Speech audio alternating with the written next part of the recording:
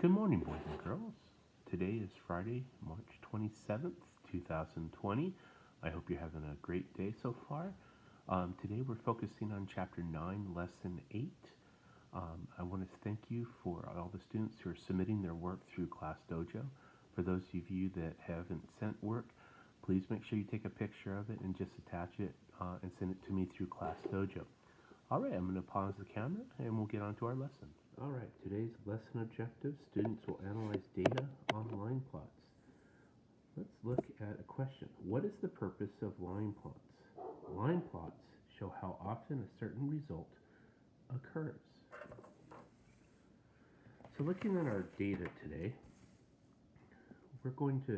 you can use data from a line plot to answer questions.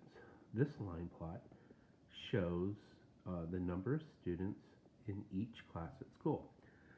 So the numbers here represent students. The X's represent classes. So the question is, how many students are in most of the classes? We look at 21 students.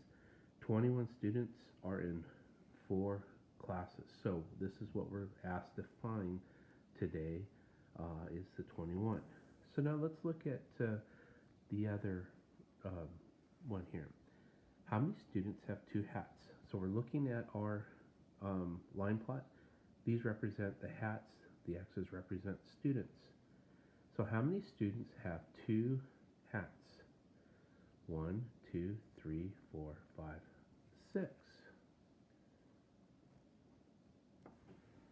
And so you're going to go through and answer those questions. And then down here, how are line plots the same or different than bar graphs or picture graphs? Well, first off, both line graphs, bar graphs, and picture graphs, they show data, but they do it in different ways. A line plot shows it as a number line with the numbers on the bottom and using X's. A bar graph uses words with numbers, and a picture graph shows the data by doing pictures instead of bars. So all 3 do the same thing, they just do it in different ways. All right, let's look at our next page here. Let's see. Use the data from the line plot to answer the questions. Okay, so we have the number of vegetables. So these represent the number of vegetables. The X's represent the number of students. So which number has the most X's? You guys can figure that out. Now, one of what I want you to bring your attention to, how many students like more than 1 vegetable? More than 1. It doesn't mean it's including 1. More than 1 would start at 2.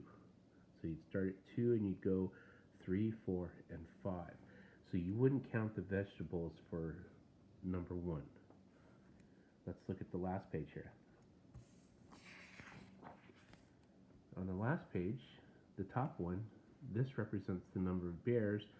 X's represent the friends, and you have to read the directions and fill in the bar graph, or the line plot. Number 13 says 23 students created this line plot to show how many fruits each student likes. How many students do not like fruit at all? So you need to kind of go through. The numbers represent the number of fruits. The X's represent the students. Now look at the right math. Colton looks at the line plot above and says 1 student likes 3 fruits.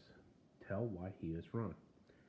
So this is what they're saying is 1 student likes 3 fruits.